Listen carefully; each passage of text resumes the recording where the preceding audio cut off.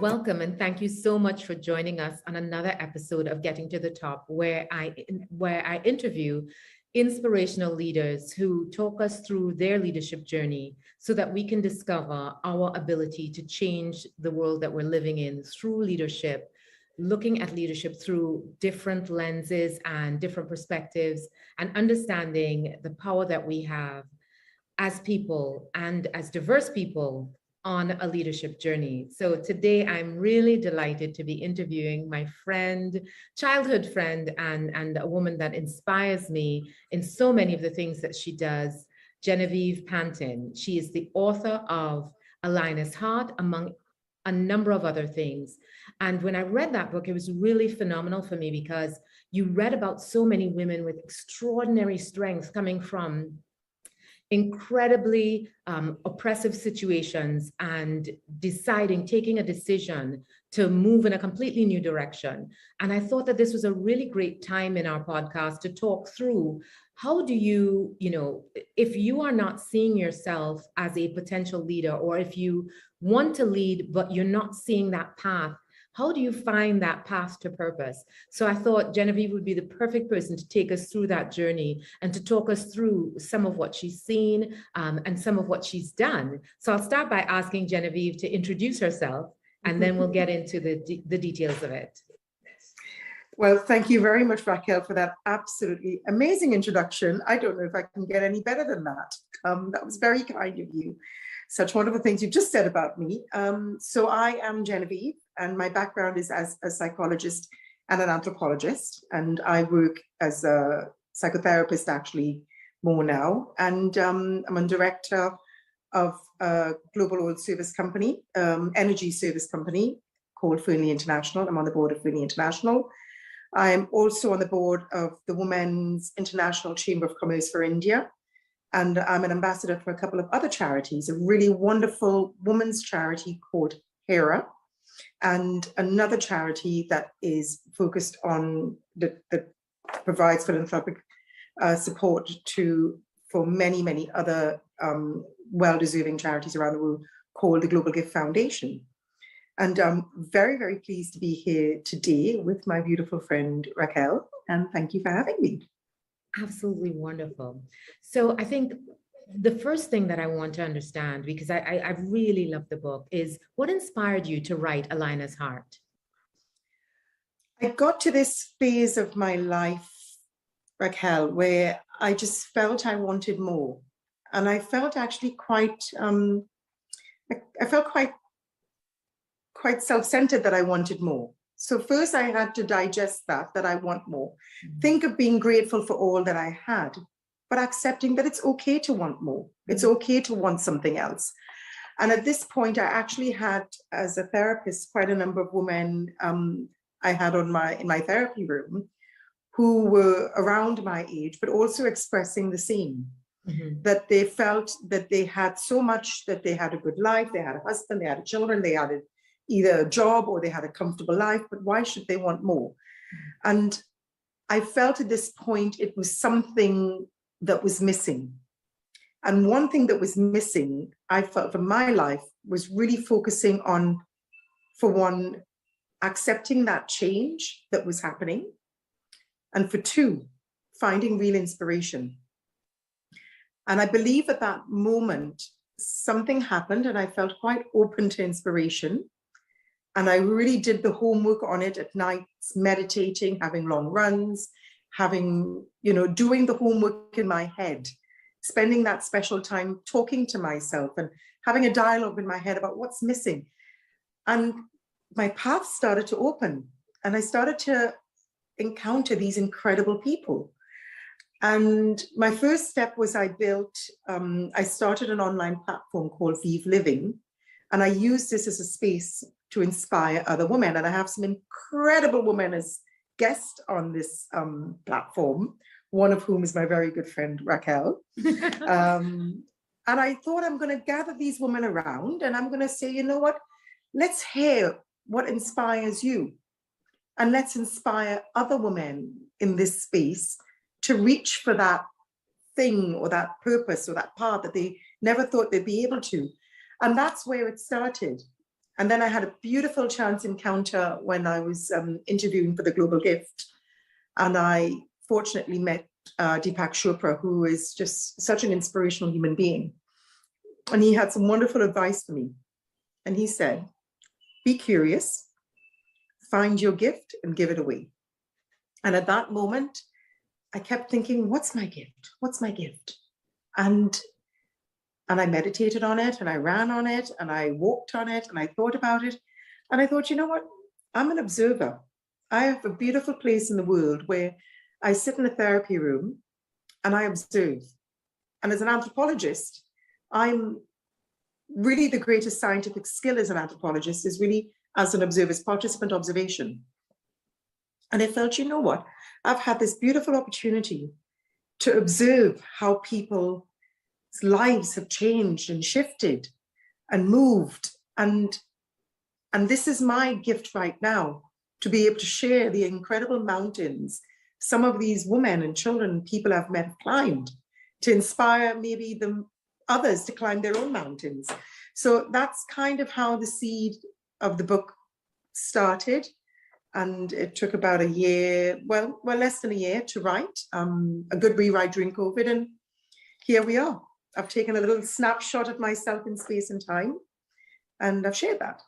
You know, I think it's so beautiful because one of the things when I launched this podcast, a lot of women asked me, they were like, oh, so who's going to interview you? And what I haven't said is I've already been interviewed, and it was a fabulous interview for Vive Living. And I'll actually publish it on my Instagram page again so that people can see my responses. And I think it was one of the things that inspired me to have this kind of conversation, because a lot of people, especially as you're talking about finding your purpose and being in a really great space, but knowing that there's something missing, you want more, and you know that there's more that you have to give, and being able to tap into that and then saying, you know what, I'm going to go for the next thing because I know that there is more purpose in my life, and being willing to open up and realize that and sit with it and talk with it and run with it.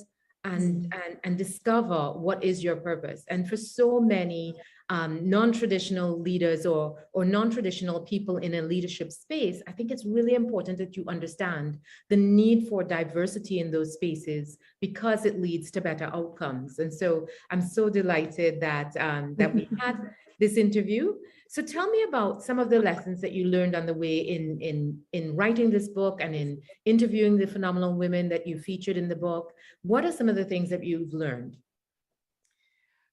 Well, the most important message I learned is that we are more homogeneous as women than we probably give ourselves credit for. We're actually more homogeneous, let me even stretch it, as humans than we give credit for.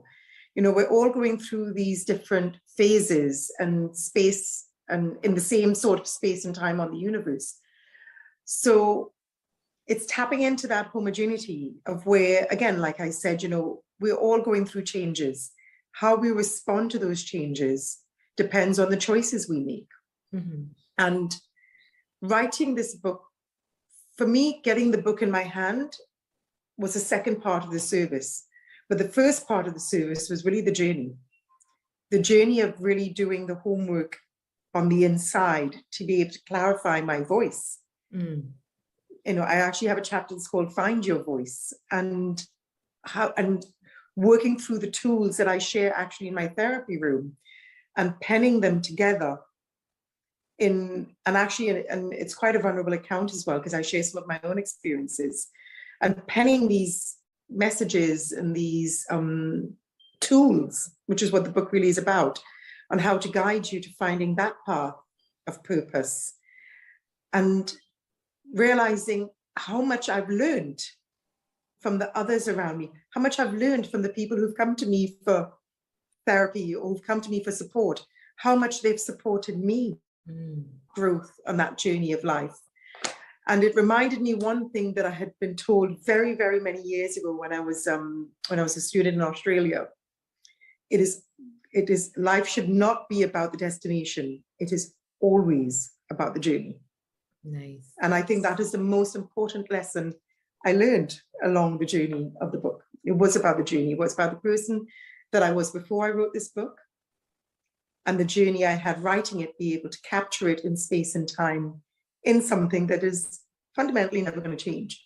That book is always going to be there. I'll have to write another book for it to change. But yeah, so, and out of that as well, Raquel, I'd like to encourage every single woman to be the author of their stories. And if it's not about you writing it into a book and you're publishing it, it's every time that you've got that new phase and that new phase of your life. It's my chapter, it's my story, it's my life. You know what? So I'm never going to say I didn't have a choice. I'm never going to say I don't know what to do. I'm going to say, you know what? I have choices, and I'm going to use those choices I have to empower the next phase of my life. So true. And even when you feel as though you don't have a choice, that how you deal with it is a choice. If you're put into a situation and it's not where you want to be and you want to be somewhere different, how you deal with this is where I am now and this is where I want to be next, and this is how I will feel about it, this is how I will interact with the situation that I'm in. That absolutely is a choice, and you control the narrative. You tell your story as you're saying, as you move forward. So I think that is really powerful. And I also always share, so I call the sort of therapy that I do, I actually call it choice therapy. And so I specialize in trauma, but I also call what I do sitting in a room, always comes back to, you may not have a choice about everything, but you always have a choice about something. And when you use that choice, you use your power and you find your power. So we always have to think of every situation, what have I got a choice about and how am I going to use that choice? I think my favorite story in the book is about the young woman who had the children, and she, was in the abusive marriage, and she had to decide to leave. And she decided, you know what, I'm amazing at baking these treats, and I'm going to find my way out.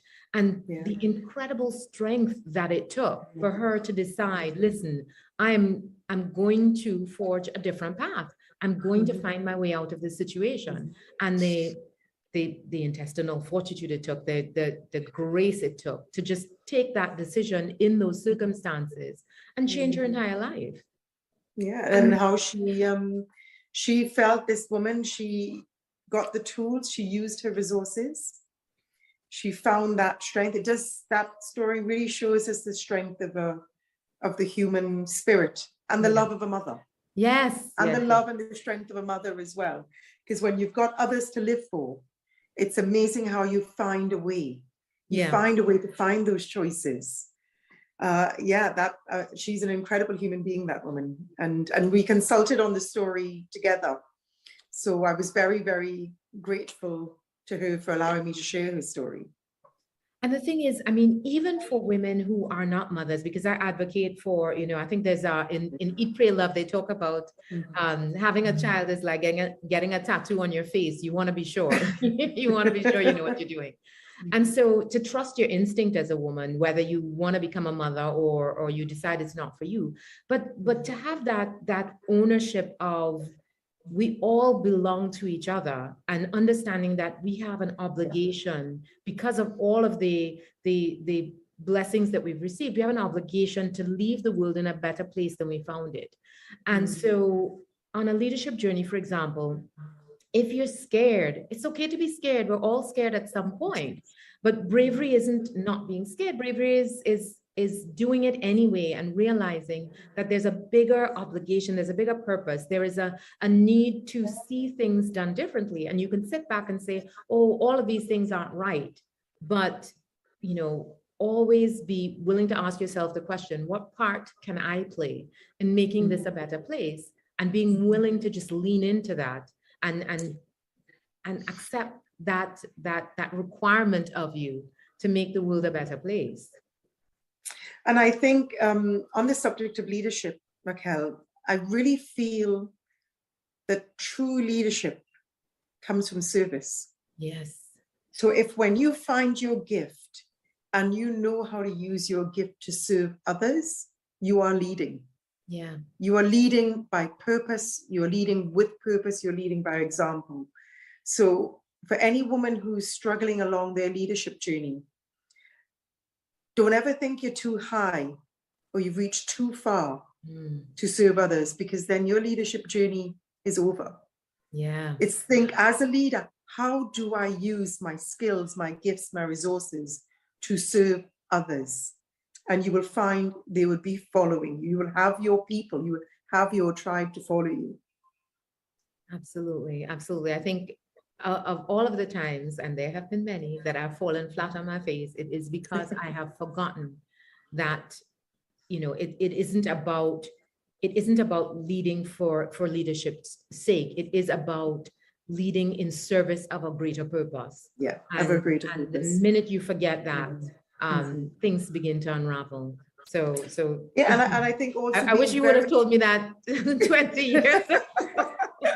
I'm That would have been myself. that would have been easier if you just told me and I didn't have to live it I'm still learning so it many myself. times.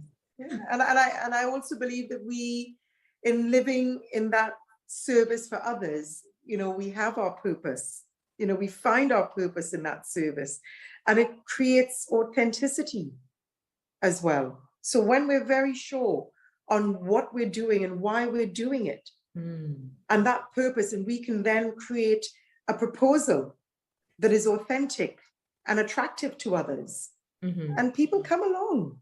Yeah, they come along. If the proposal really comes and it's purposeful and it's meaningful and you have meaning in it, you'd be ready to lead.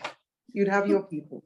So tell me, this question of purpose, I think, is so important. So tell me about, when someone is trying to identify their purpose, what are some of the things that they need to do in that process? I mean, you talk a lot about purpose in the book, and I think it's really good because it gives you such a, I felt in reading the book about, finding my North Star and being able to follow it, and understanding when something doesn't align with the direction that you have decided for your life, and understanding that there will be ebbs and flows, and you will move.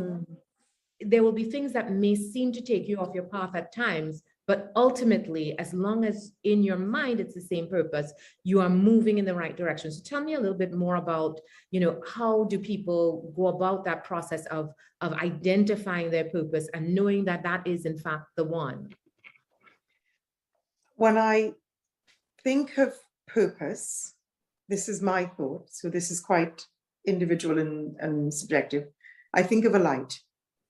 I think of and you just used it in a very similar expression that you use as in your North Star. So I think of purpose as always being a light. And when I think of a light, I think of the words of Rumi. The wound is where the light enters.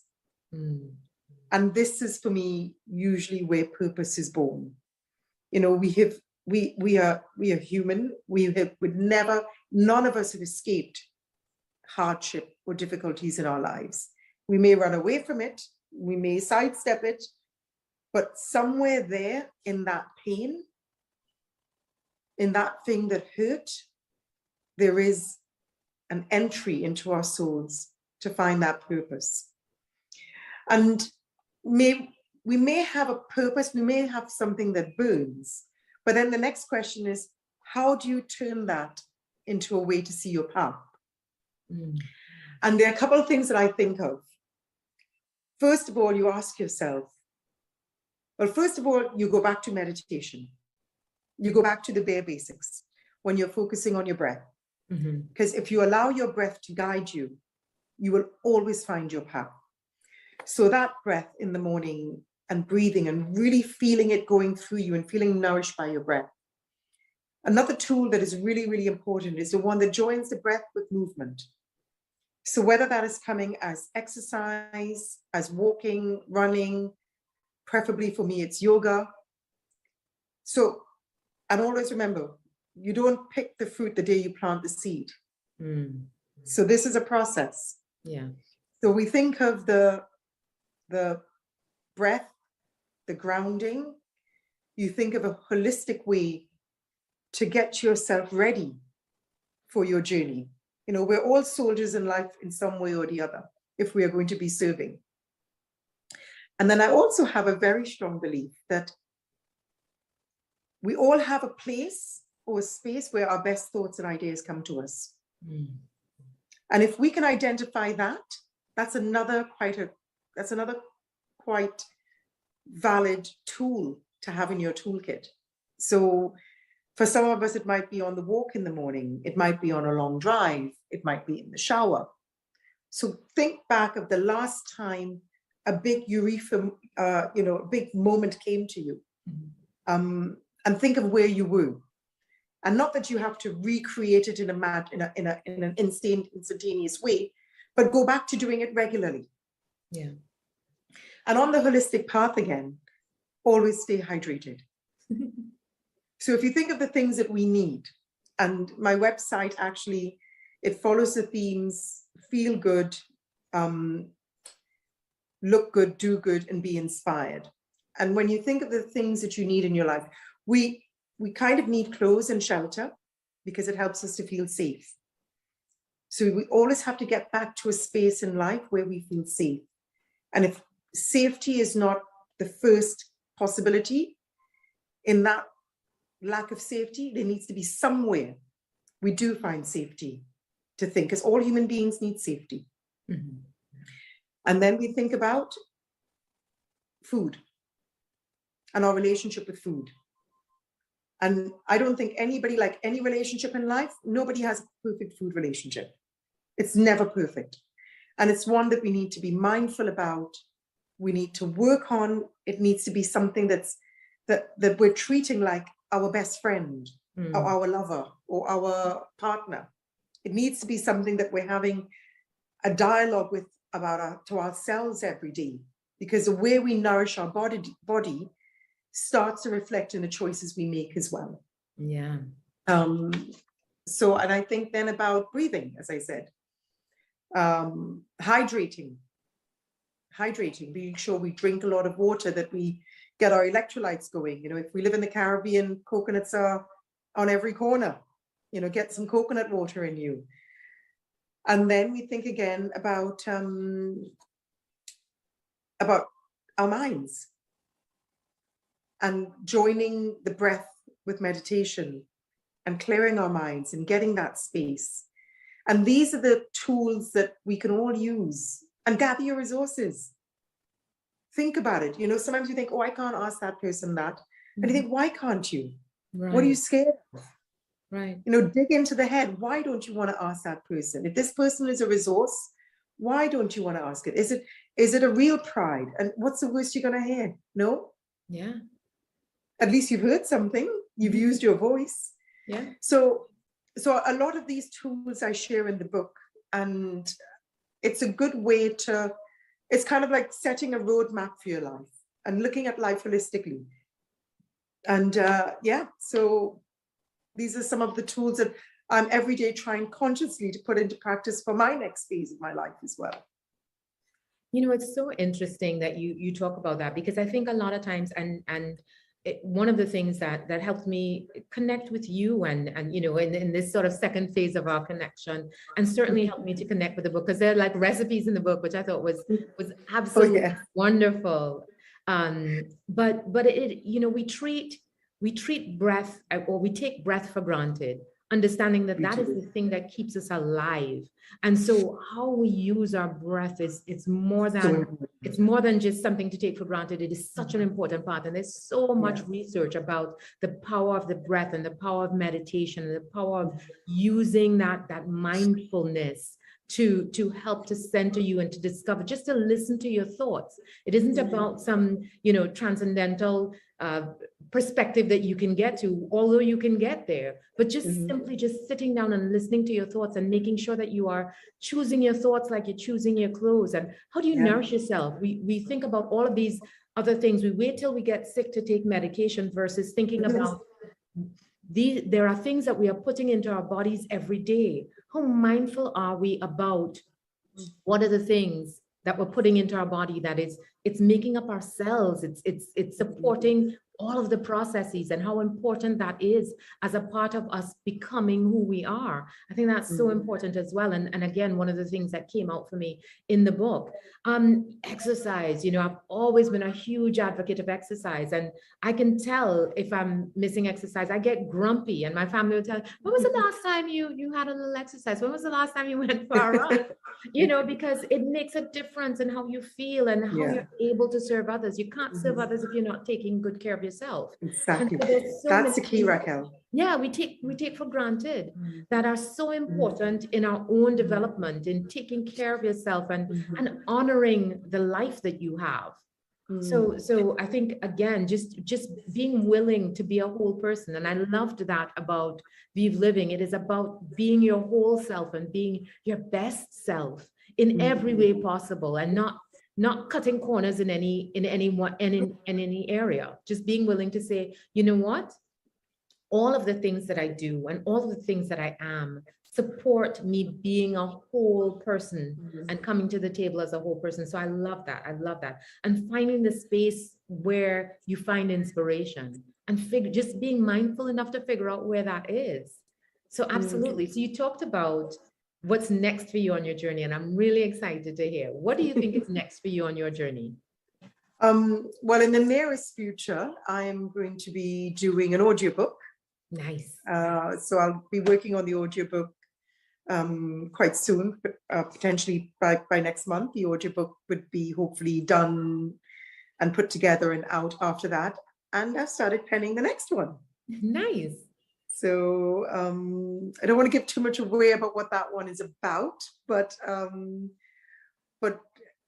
looking more at personality types and in a sort of an anthropological, cultural setting. So, but we'll see. It's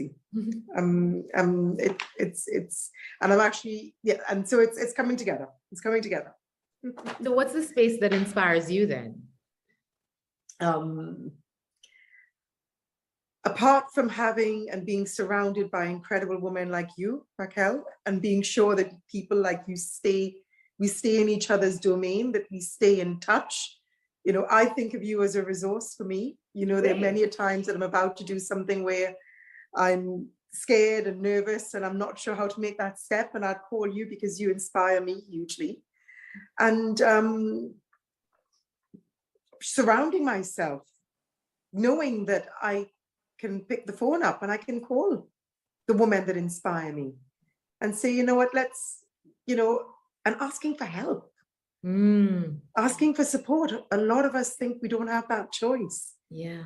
And we lose a resource for that. And back to the breath again. My breath really inspires me. Yeah. And the way I put it, and I can't really drive this home enough, we can actually go naked and be okay and survive for a long period of time. And you can survive without food for 21 days. You can survive without water for 7 days, but you can't survive without your breath for more than 3 minutes. Yeah. Surely in that order, it tells us what's the most important. Yeah. So when I actually really need inspiration, my tools are, I go back to the breath. I work on my food relationship. I exercise. And I reach for my resources, and I think of my tribe as well. And I think of my tribe of people, and I think of who's in my tribe and what are my resources. And sometimes it's a person, sometimes it's a thing. Sometimes my resource might be time. Yeah. You know what? I have 3 hours that I've been watching TV the last 2 months. I'm going to cut that out. I'm going to use that time and take it back as a resource. Yeah. So that's kind of how I create an inspirational space for myself. Oh, I think that's so brilliant. And I love what you were talking about with the tribe. I'm honored when you call me, by the way. When you call me, I'm like, oh my gosh, this is amazing. And I also love it when, and that's the thing, it's about sort of, I read I'm trying to remember the book about digging your well before you need water. And it's so important that you serve as a resource for others while also tapping into your resources so that you create this relationship, because it is both a gift to give as well as to receive support. And so I love that knowing that when you call me, I know that I can call you and say, boy, I'm really struggling with this. I would love to have you as my guest. Would you do it? Because I loved your book. And so, it's so great. And when I reach out to women to ask them to sit for this podcast, I know I'm asking them a favor. And I say, is there anything that I can do for you? Because it's important that we serve as resources for each other and support each other and help each other on this journey. Because nobody's done. Nobody has everything. I've been fortunate enough to be in some incredible spaces, and everyone is working on something. Nobody is sitting back and feeling like they're done. And so understanding what are people working on, and how can I help you in whatever the simplest of ways. Yeah. And that's the other one as well, Raquel. Pivot. Yeah. It's never over. So you build a platform and you think of how to build a foundation for another one. Yes. And I hope I'm doing this until my last day. And that's when I heard Deepak Chopra's words about how do you energize your spirit? Yeah. Be curious. Find your gift, give it away, serve others, use your gift to serve others. So when you pivot, you're going to find another way to serve others. And and that's another little great tool that I learned along the way as well. Fabulous. Well, thank you so much, Genevieve. I really appreciate it. And hopefully, this isn't the last, this is the beginning. I hope so. Wonderful. Well, thank you so much. And once again, please subscribe. My real pleasure. Thank you. Please subscribe to the podcast. We want to inspire you on your leadership journey. We want to teach you some new tools. I want to make sure that everyone is working toward their purpose and building their tribe and living a complete, holistic, full life, and serving this world to create a better place. So thank you very, very much. Thank you so much, Genevieve. Thank you. Even better than I had hoped. So I'm so grateful. For having me. I'm extremely grateful. Thank you. Bye. Bye.